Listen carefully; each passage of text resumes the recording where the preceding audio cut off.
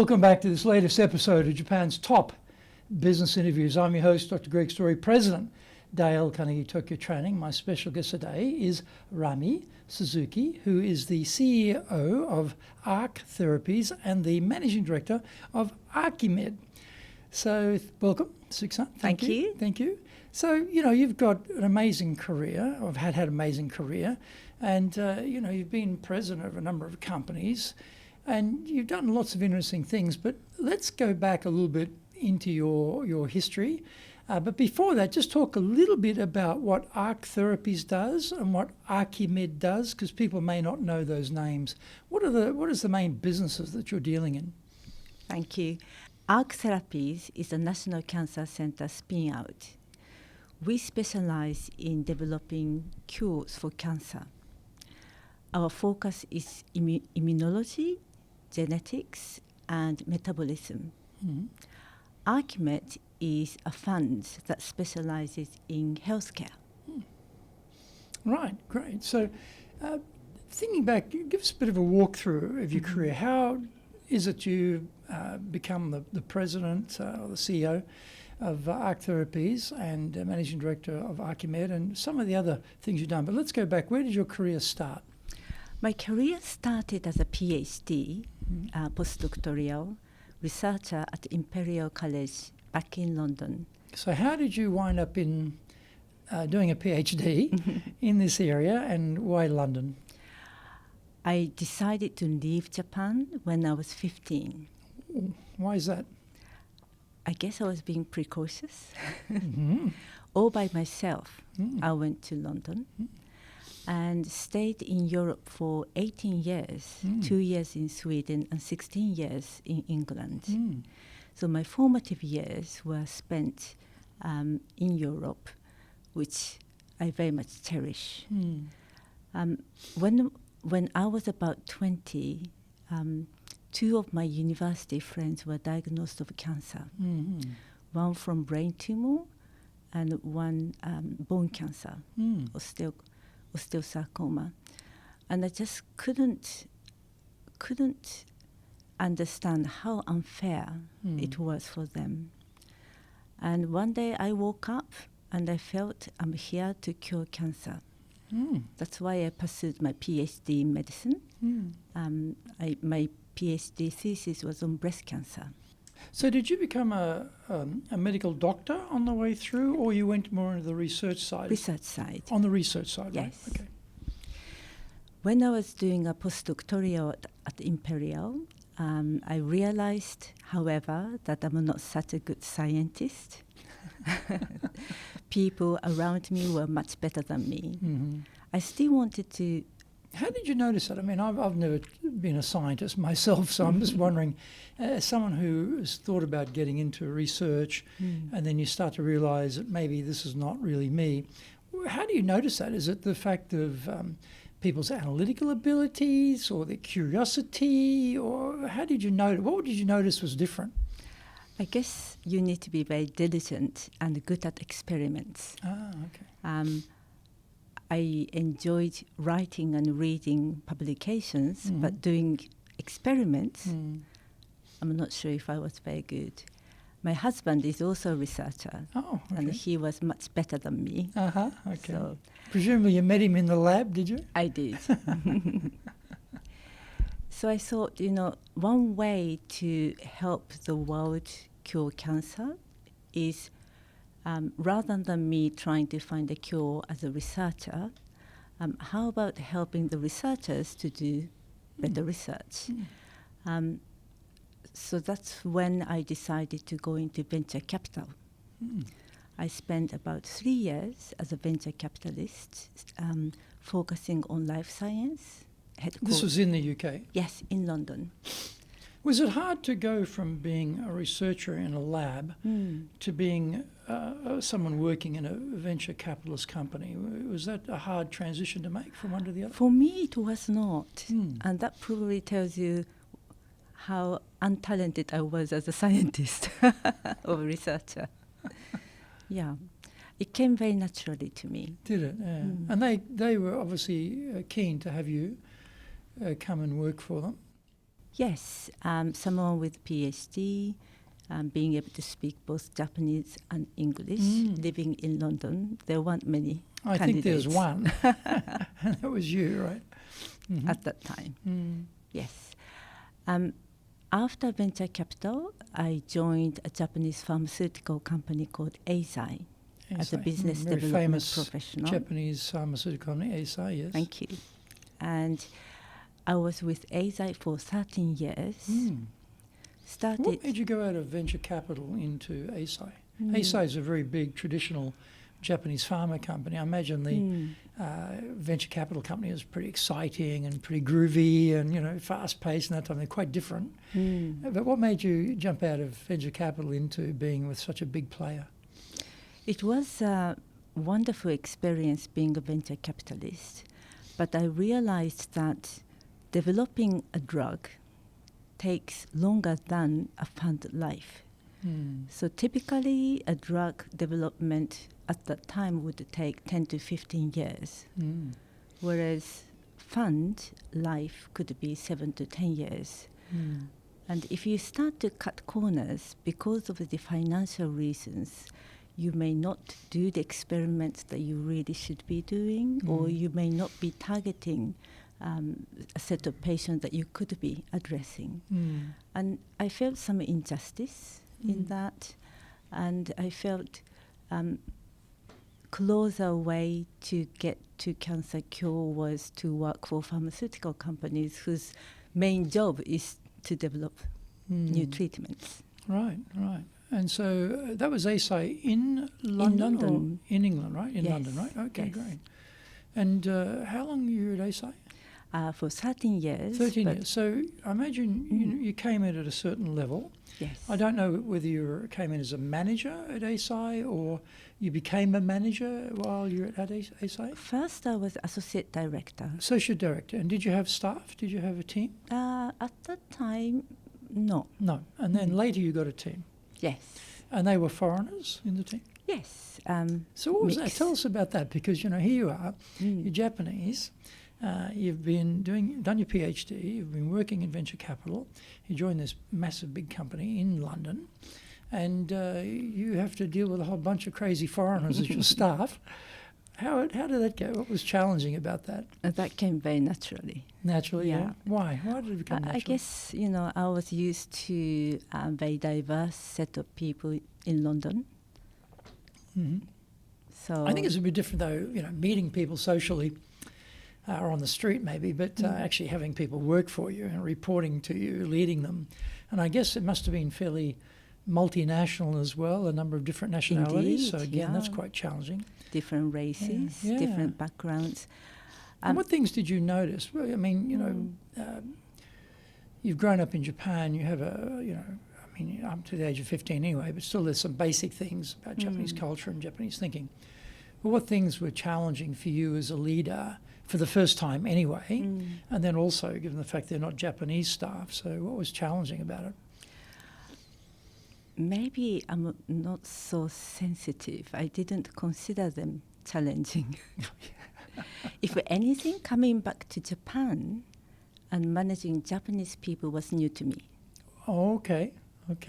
That's interesting. So you spent how long in London with Eisai? For a few years, and then Eisai's European headquarters decides to relocate. That's the time I came back to Japan to join Eisai's headquarters here in Tokyo. Well, tell us about your leading experiences in Japan. We had the dream run with all those foreigners in London. That was all easy, no stress, no strain. But you mentioned that it was a bit more challenging with Japanese. Why was it challenging leading Japanese? I guess, I came back at the age of 33, having left the country at the age of 15. So a lot of common sense of the way to do things in Japan did not come naturally. Yeah. And especially also the business culture of Japan. You escaped that by going to the business culture of the UK. That's right. So basically I was a foreigner. Basically like a foreigner. Yeah. At least you spoke the language though, that's a big advantage. So people in Eisai were very, very kind to me, teaching me how to eat, how to book tickets for trains, and how to how to do everything. What about the actual leading of the team? How big was the team you had when you came back to Japan with Eisai? When I became the corporate officer in charge of corporate business development, I think our team globally was about 20 to 25. And again, what did you find challenging about leading a Japanese team of 20, a global team? Yeah, I mean, it consisted of Japanese people as well as foreigners as well, people. so it's mixed, yeah? Yeah.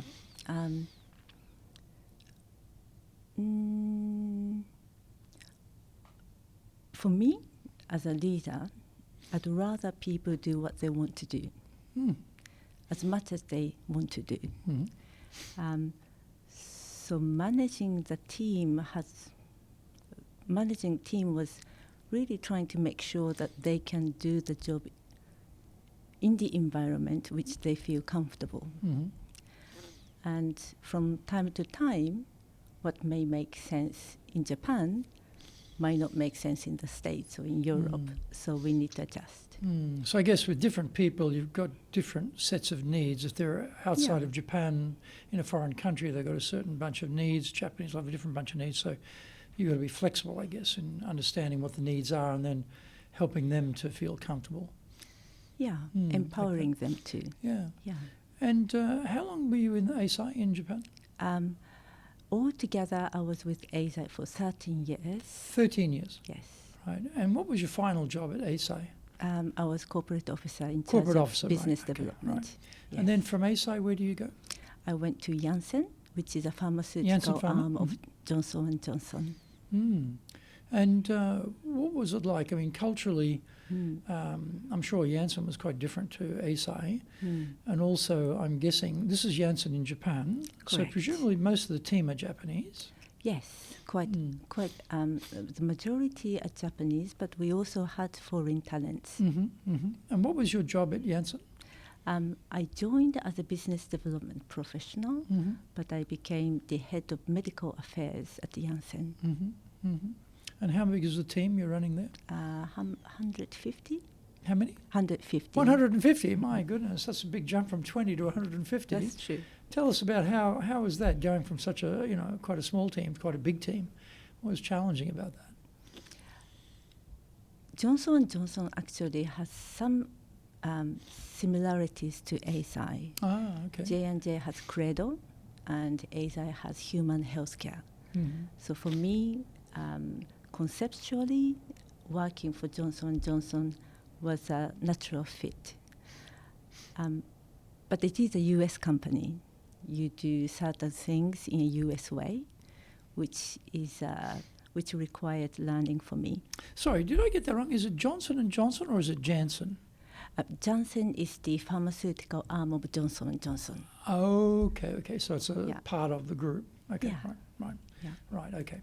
And so what else is challenging?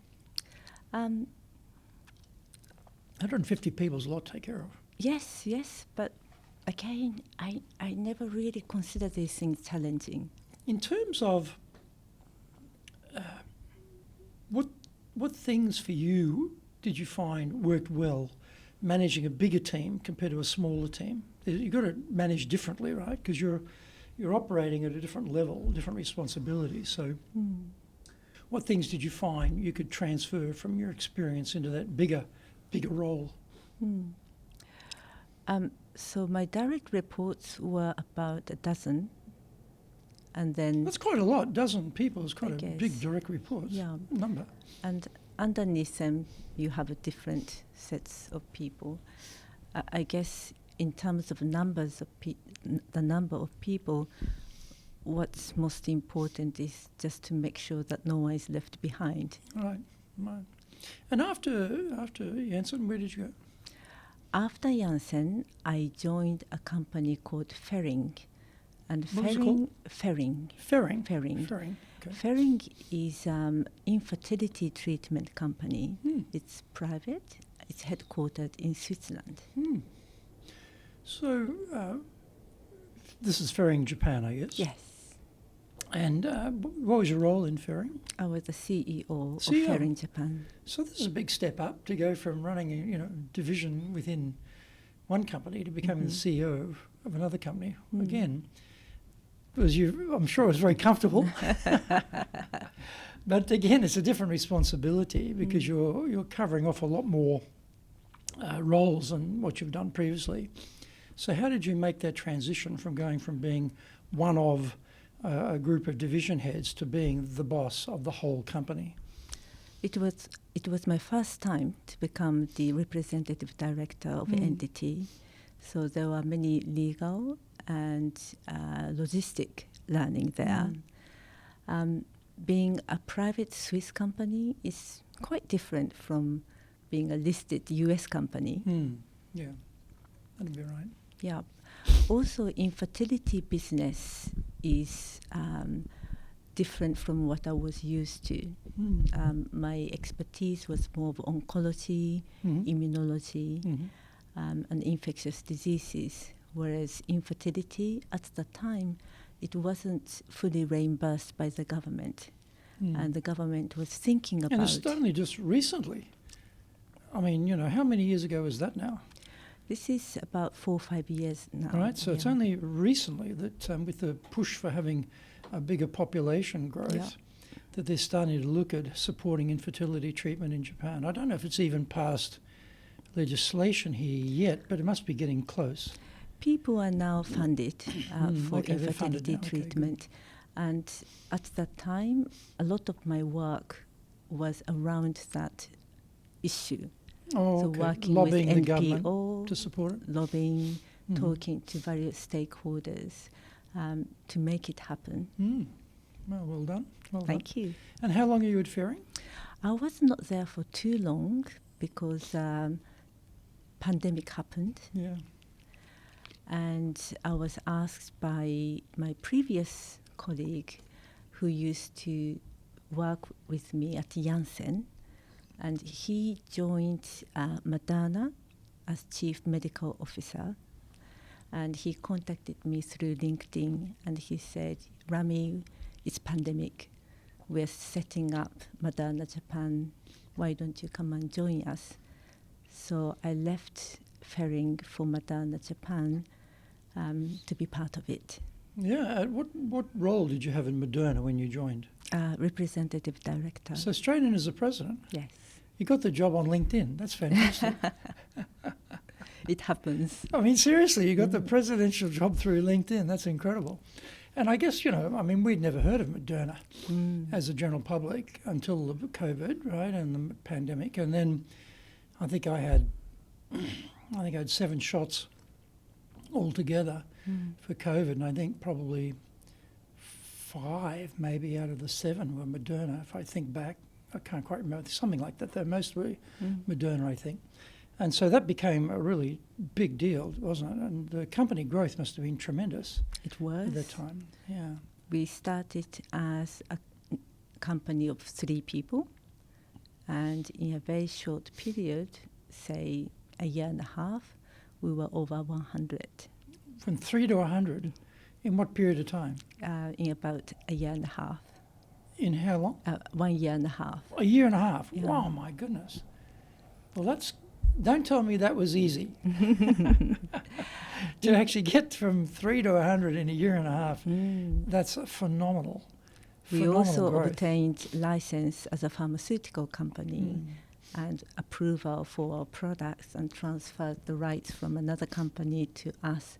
So it was a lot of work. Yeah, it was. And how long were you president of Moderna? For 2 years and 3 months. And then from there, where did you go?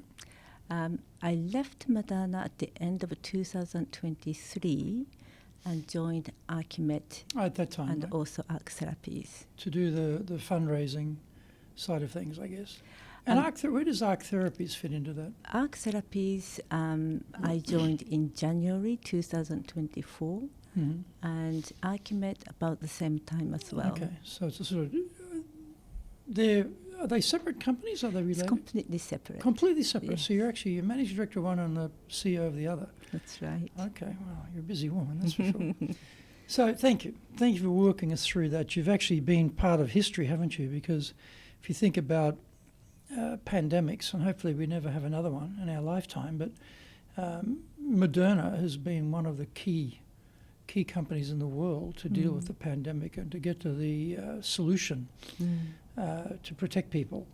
Because I remember Italy, for example, you know, older people were just dying in huge numbers.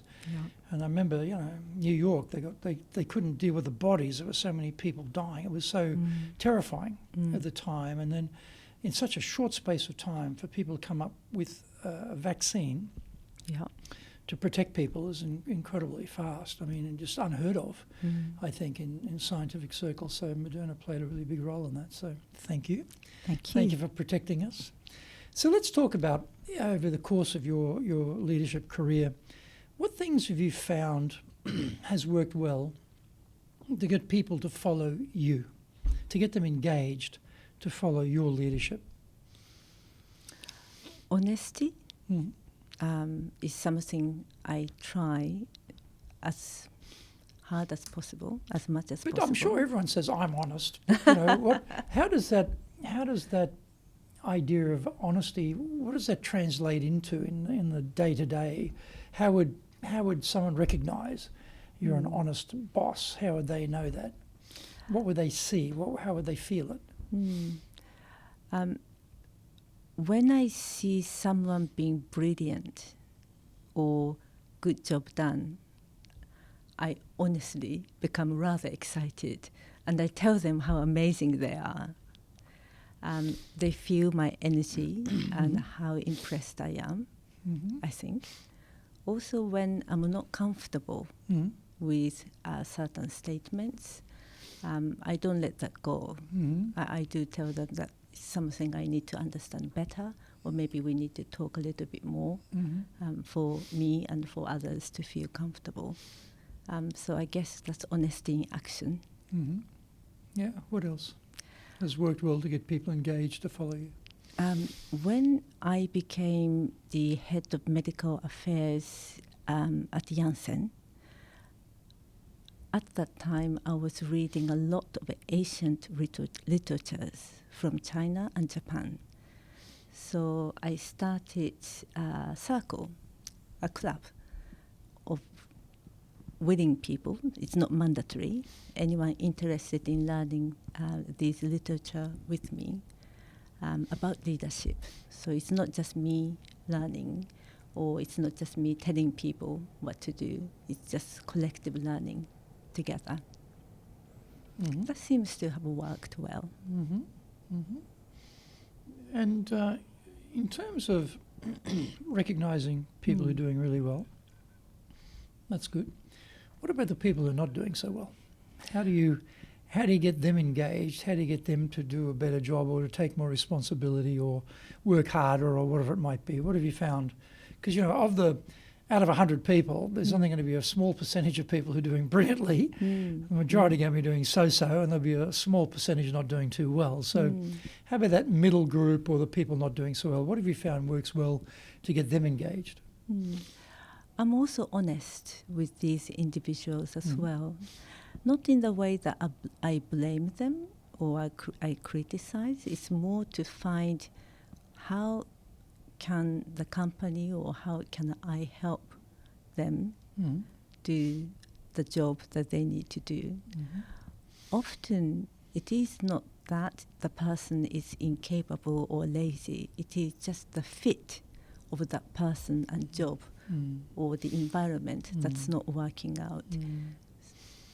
Yeah, and often with multinational companies that have a Japan operation, they often do employee satisfaction surveys, or often engagement surveys, and the usual scenario is they're putting up the global results, and there's APAC at the bottom, and at the very bottom of APAC is Japan's results on engagement, the lowest in the world, all the time, every company, every time. It's so consistent. I don't know whether you went through that in any of the companies you work for, but that's a very consistent thing. So did you ever encounter that, seeing Japan at the bottom of the engagement scores? Well, I'm very happy to tell you that our team has always improved engagement score quite miraculously. How did they miraculously improve? What did you do to get them to miraculously improve? First of all, we want to make sure that they engage in the score when it's announced. So it's more of awareness. It's coming, and we'd like you to be as honest as possible and frankly rank. That I'm sure every company does that, though. I mean, to get a miraculous improvement sound, you've got to do a bit more than that. What else is working? Yeah. At the same time, I mean, this is thinking back and being very honest with you on engagement score. When you read out the questions, I personally sometimes feel, are these questions really relevant?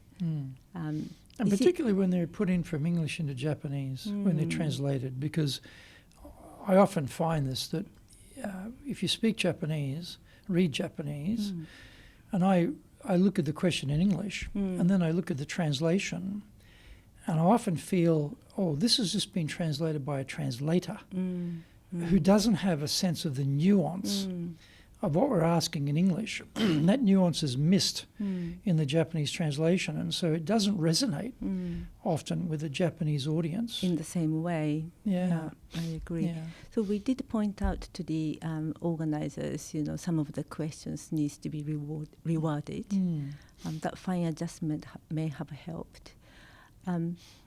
Also, I know a lot of people in Japan who would score their satisfaction rather low, but do a brilliant job and works for the company quite happily for many years. And there could be another person who has high engagement score but quit. So engagement score by itself, I don't think tells the entire story. But often when you're in a global organisation, someone in headquarters doesn't accept that idea. They think that, hang on, there's something wrong in Japan, or you're the president, you're not doing a good job. Look at these scores. There's a problem in Japan, because they look at it very, in a way, simplistically. But I take your point too, because if you ask people in Japan, are the workers serious about their work? Yes. Are they taking it? Are they loyal to the purpose of the company? Yes. Are they putting in hours to work hard? Yes. Which often in foreign countries is not the case. But somehow the engagement scores don't quite match up to the expectation. Yeah. But in terms of things like ideas, you had a very strong academic background, research background. You've worked in some very big companies. You've been across a number of different fields in business. So you have a lot of exposure to concepts, a lot of exposure to experience, which is great for you. But often the people who are working for you don't have a lot of those things. But what have you found works well to make sure that you're not just the only one coming up with the ideas, that actually you're having your team produce ideas too? What have you found works well to get ideas to come up to you as a leader? I am a good listener. More often than not, I find myself 95% listening in a conversation, which could be problematic sometimes. But why would it be problematic? They want to hear me speak. But also it gives me opportunities to learn about them, learn their ideas, and people actually want to contribute. They want to be heard. So that's how I do it, I guess. And in terms of, actually, do you have, you've come from a very strong scientific background, and I'm wondering, have you, or in the companies you've worked in, have you come across any tools or techniques or methodologies to do ideation, idea creativity, that type of thing, to brainstorming? Anything you've seen that you thought worked pretty well? I have been trained with various, I have been experiencing various workshops like design thinking, or I'm not sure if any specific system works better than another.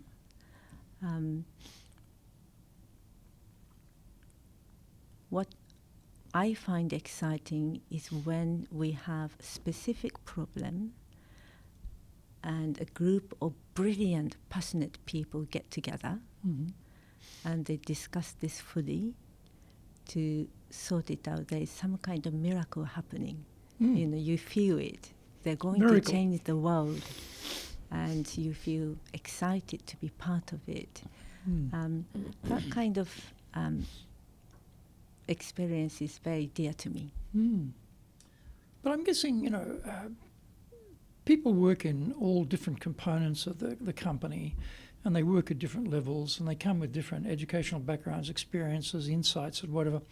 And there's often the reality that within the team, there's actually a lot of rich experience and a lot of really good ideas. But if companies don't have a good means of actually harvesting those ideas, the ideas stay there. And, you know, particularly in Japan, if you ask people for their ideas, you don't get much. You know, you'll get like 2 or 3 people who are quite confident, but a lot of people who are rather introvert or rather quiet people, or they're hesitant to put their idea out because they think they're going to be judged, or people laugh at their idea, or they think they'll be criticised for their idea, and so they don't say anything, but they've got ideas. Yes.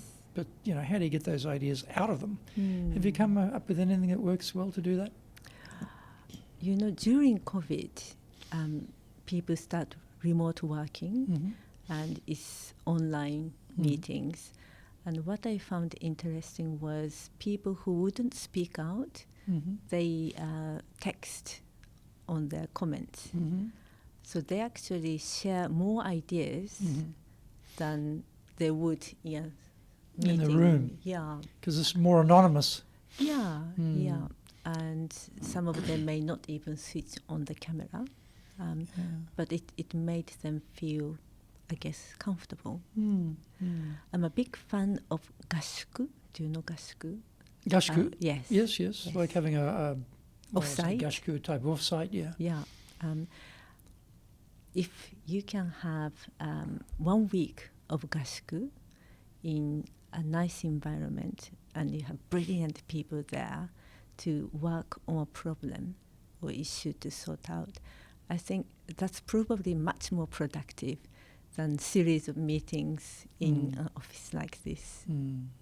Well, they're not getting interrupted for a start, usually. I mean, still today with phones, we're getting emails, but it's not like typical thing in the office. Someone comes in with a piece of paper and they give you the piece of paper. Next, they're out of the room. They're not participating anymore. You see that all the time, right? Yeah. They get dragged out. On the gashuku, they can't get dragged out. That's They're there. And so they you can contribute. eat together. Yeah, that's do right. Things And together. yeah, it's those discussions even outside the work hours, you know, the beers at night or something like that too is very useful, isn't it? Yeah. And how about in terms of things where you found it works well to build trust with people? You talked before about listening. You talked before about honesty. I mean, trust is important everywhere, but I think particularly in Japan, it's something that I feel has got a different nuance to it, a different level to it, just the way the culture is constructed. And so I'm wondering, what have you found has worked well for you to build trust? Because you've gone from small teams to big teams to being the CEO, so you've made a number of transitions, and people have to trust you to follow you. So what have you found worked well to build trust with people as your team members? Apart from listening and being honest. Yeah. Yeah. Being honest, apart from those two things. I apply a rule to myself and others that we don't need to be perfect. That's the basis of my trust. We don't need to be perfect. What do we have to do? That's the basis of my trust. Oh, the basis of the people don't have to be perfect, okay. Yes. So I trust you, but you do not need to be perfect. Okay. And I don't need to be perfect either. It makes us more comfortable and again honest. If I'm on the receiving end of that, for example, I work in your organizations, right? And you're my boss, or you're the leader of the company.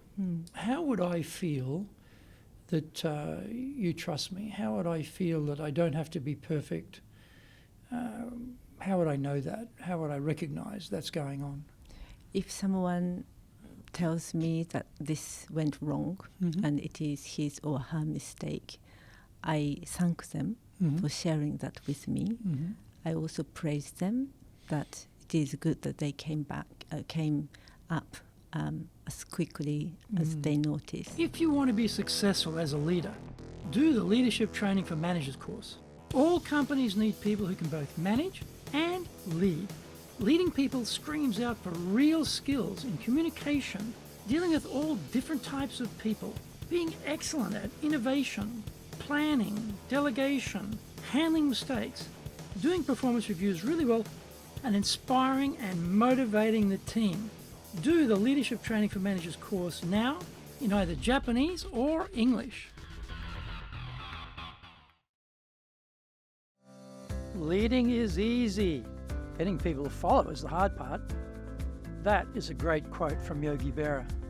Surprisingly, despite the complexities of leading here in Japan, everyone has to work it out by themselves. Foreign leaders want practical, applicable, expert advice. This is now available for the first time in history. Grab your copy of Japan Leadership Mastery on Amazon today and avoid the mystery, trial and error, especially the errors. Because that's the biggest fear I always have, you know. I mean, mistakes is one thing if you know about them.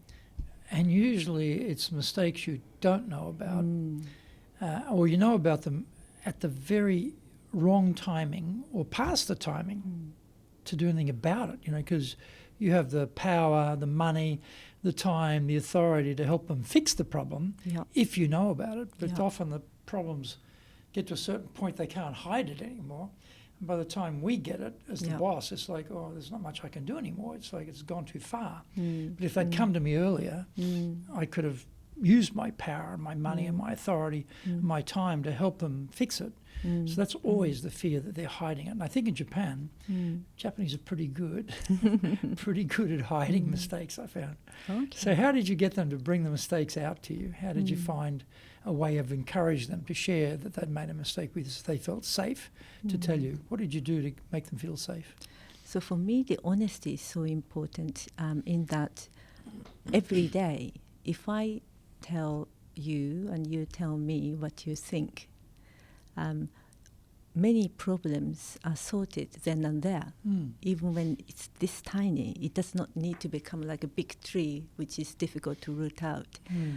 And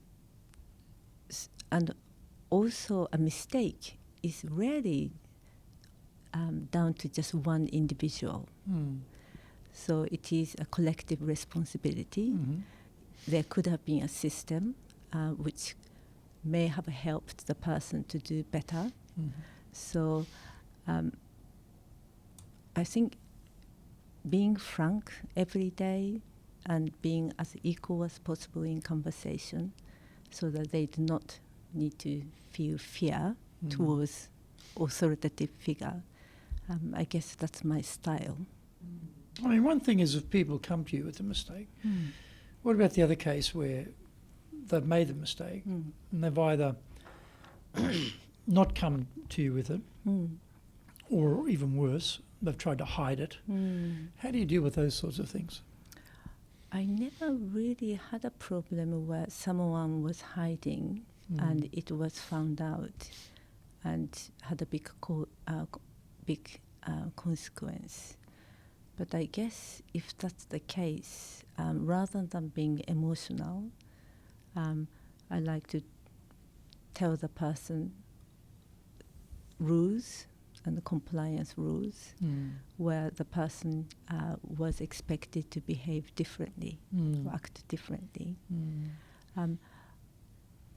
I'm sensitive to mental health issue as well. So at the same time, I like to make sure that the person doesn't suffer or will not suffer from under mental pressure will have a support of some kind to deal with it, because it must be hard for the person. Well, I mean, if we're asking people to work hard, to, take opportunities to grow the business, to step out of their comfort zone, and then they stumble, their confidence goes straight down, and that person's ability to work well is not good because their confidence is gone. And they feel guilty or they feel bad, and then our job's got to build them back up again. It's like you get thrown off the horse, you've got to get back on the horse.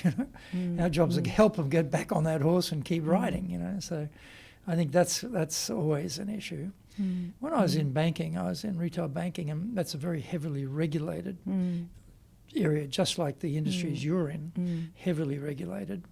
And so we would have cases where they wouldn't follow the rules, and they'd try and hide it. Eventually it comes out. And people get fired for that, not for the mistake. They get fired for the hiding of the mistake. I always thought, this is crazy, if they'd come and talk to their boss and said, hey, listen, this is what happened, I made a mistake here. You get a slap on the wrist, okay, they don't do that again, but you keep your job. But I always felt they sort of like stuck it in their drawer, but it just kept on exploding out of the drawer. They couldn't hide it at the end, and then it was too late. I always thought that was a bad way of dealing with it. But yeah. And what about culture? Because you've worked across, Western culture, Japanese culture. So in any organisation, you're going to have headquarter culture, then you're going to have local culture, and then you're going to have Rami culture, your culture that you want to have. You want the organisation to reflect how you like to do things and how you like the company to be, and how it should function, and you got your own take on it. It's like there's a big umbrella of the organisation as a whole. Then you got the country culture, and then you got your culture as the boss. So, what things have you found have worked well to build a culture inside companies? Again, my style is admiring what's good, and also being honest every day. And that seems to work nationally and internationally. What may be Rami specific is I'm not trying to become a very strong leader where the person is so charismatic. If the person say call black white, it becomes white. I'm not like that. And also my role really is to let brilliant jobs to be naturally happening. So making sure that employees are comfortable and they are motivated to do the job that they can. I'm wondering too, the types of industries you've been in are related to people's well-being and health. And the people who work in those companies feel a strong sense that they're contributing to people's health and well-being. And you started with, your friends had cancer and you decided to try and find a cure for cancer. Yes. That's a very pure aspiration at a very young age, I have to say. But I'm also guessing that within the companies you've worked in, the type of people who work in those companies are probably also not looking for a charismatic, powerful, strong leader either. They're looking for someone who's caring, sensitive, people-oriented, taking care of society and individuals in the company. So they don't want, a really powerful, go, strong, driving, let's make more profit type of leader as well. So I'm just wondering whether the industry itself tends to lend itself more to that type of culture because that's more acceptable to people. If you come in and talk about, let's squeeze the last dollar out of the patient, and you're saying that we're really interested in the patient's well-being, people go, wait a minute, that's not what I'm believing in. Yeah. So I suppose it tends to function very well within that environment too, I'm guessing. Do you think that's the case? I agree with you. Yeah. If I say we're here to cure cancer, and I mean it, people do feel motivated. And if we are aligned with that theme, you don't need to micromanage. You don't need to be a powerful leader. Each of us can be quite powerful. And if you were going to give some advice to someone, if someone rang you up and said, hey, Rami, I've been given this big job in Japan. I'm going to come over here and I'm going to run the company in Japan. But I don't know anything about Japan. I don't speak Japanese. You've been running companies here for, decades. What advice would you give them on how to be an effective leader in Japan? So this question I thought about for a little while, and my answer is enjoy good food, enjoy Japan's art, and enjoy the history. Why food, art, and history? Why enjoy those things? Yeah, I think these things are enjoyable in Japan. They are. Yeah. Fantastic. All the three are fantastic in Japan. And if you are enjoying perhaps with others, it makes your life in Japan richer, more meaningful, opportunities to learn and connect. I have been meditating at a temple, Zen meditation, for over 10 years. And that gives me opportunity to learn not only history, but also art and good food. They are intertwined. So I hope if someone is coming to Japan to lead an organization, it's not just a job. Not just a job. And I guess that sounds wonderful. But the people who are sending them aren't saying, well, while you're in Japan, I want you to come back and I want you to know a lot about Japanese food, art, and Japanese history. And, if you bulk up on that knowledge, we'll be very happy with you. They're saying things like, okay, we want the revenues up, we want, quality up, we want delivery time, supply chain improved. They've got a whole bunch of very business-oriented outcomes, and the person coming here has been given that order to be successful in Japan. And if they concentrate on, art, food, and history, that's great. But they've also got to produce the results. So what's some advice for them on how to satisfy their bosses back at headquarters as well? What I tend to find is because Japan is a very context-rich country, some people tend to over-explain the problems about Japan to foreign bosses.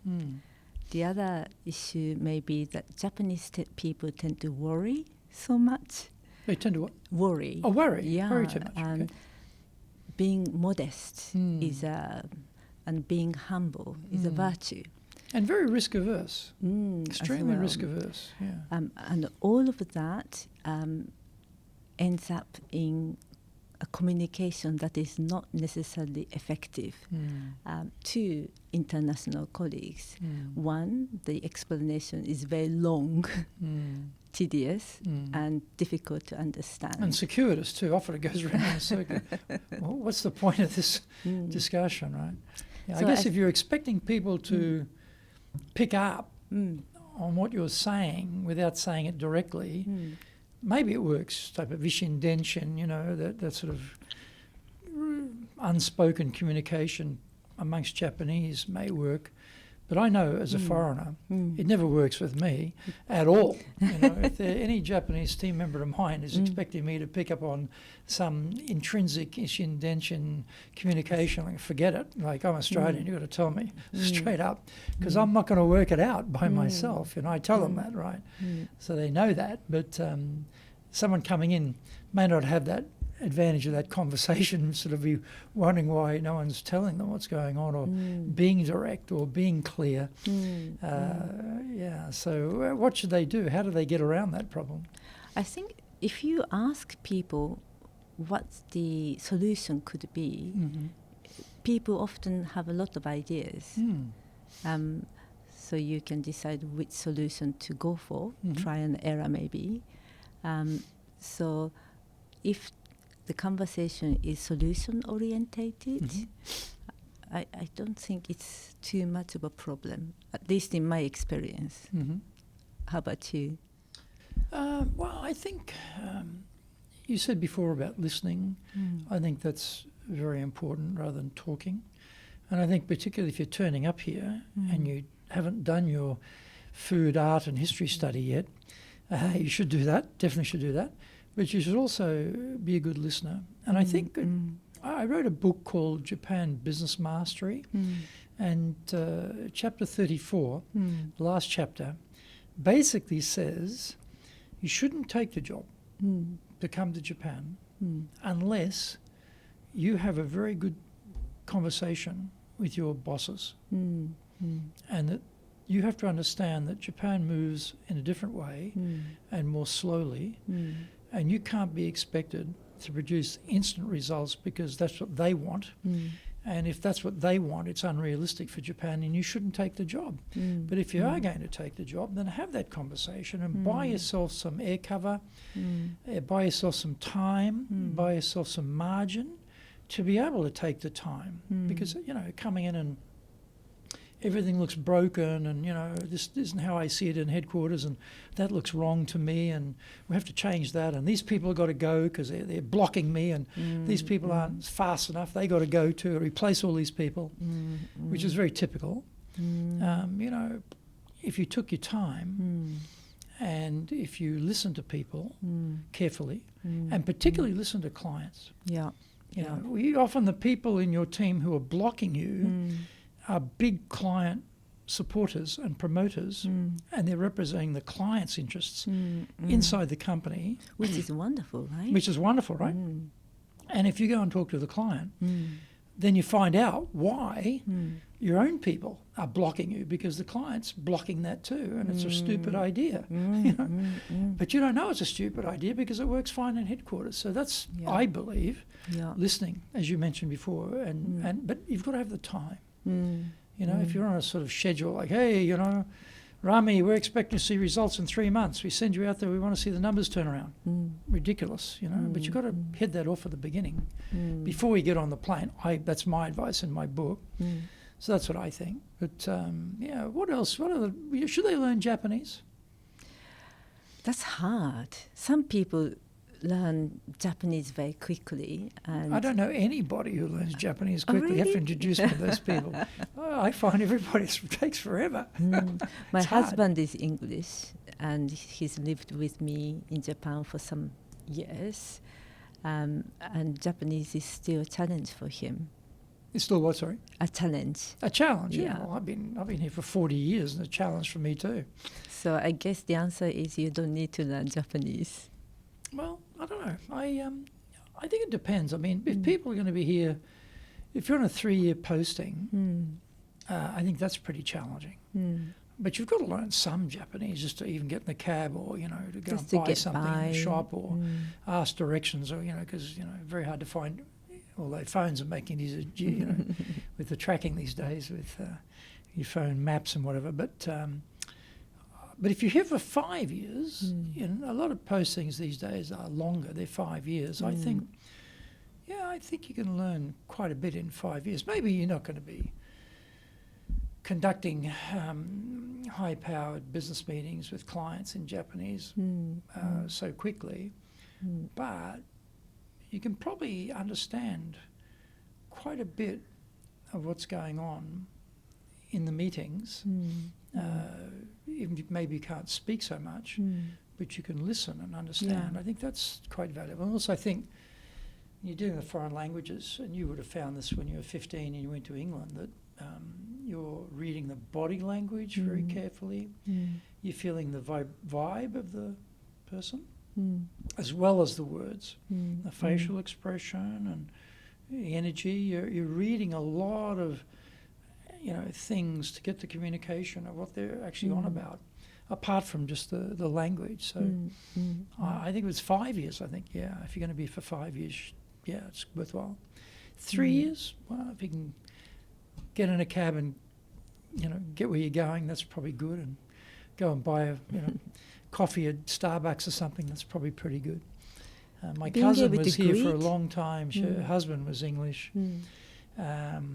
And he was a very good speaker of Japanese. He'd studied Japanese extensively. She thought she'd be here for a short time. Yeah. And she never bothered to study it for that reason. It turned out she is for a long time. And after something like, 10 plus years, she couldn't say anything. Wow. Which was a complete waste of the time. But she thought it was going to be a brief time, right? Which probably would make sense. But if it's going to be long, I think you should study it, yeah.